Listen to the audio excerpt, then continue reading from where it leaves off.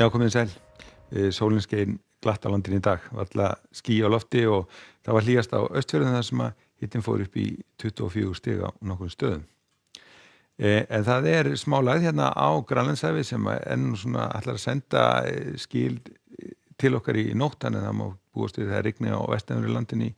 í fyrramálið, en það aftur á móti hæð hérna fyrir norðaustanland sem að heldur vel á móti og sér til þess að þetta úrkomukerfi nær ekki inn á Austurlandið og síðan kemur hún til með að stjórna veðrinu hjá okkur núna næstum dagana og halda öllum úrkomubeltum frá okkur.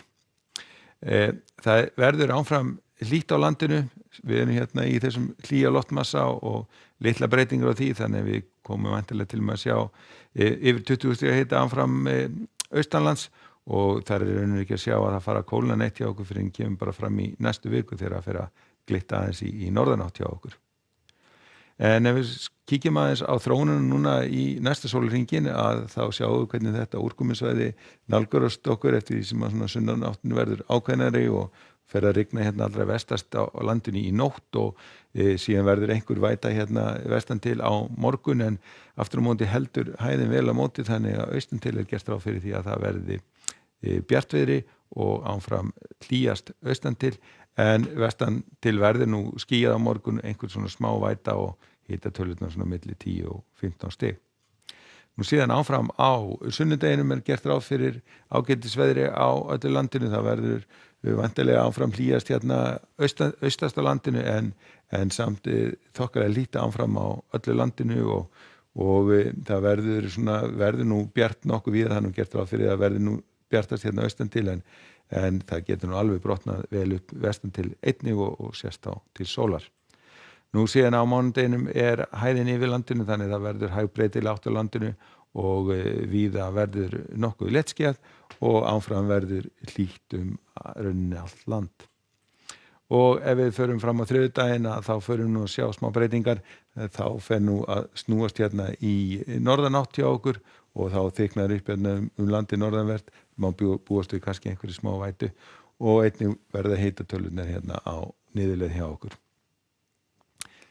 Ef við lítum aðeins til Evrópu að þá nú hæðarsvæði hérna ríkjandi og það nú fínasta veður í sunnanverðri Skandinavíu, verður nú kannski svolítið hvasst hérna norðan til, en áfram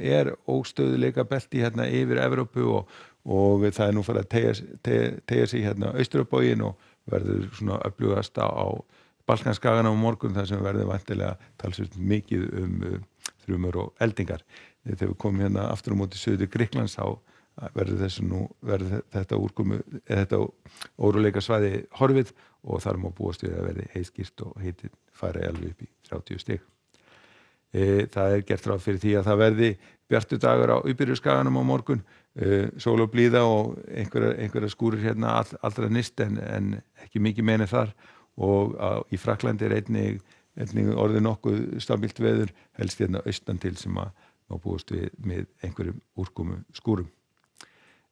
Skulum líta aðeins vestur haf, þar nú gert ráð fyrir því að það verði nú svona sama saga eins og hefur verið undanfarna daga. Það óstöðugt loft hérna yfir austurhlutanum og suðurhlutanum,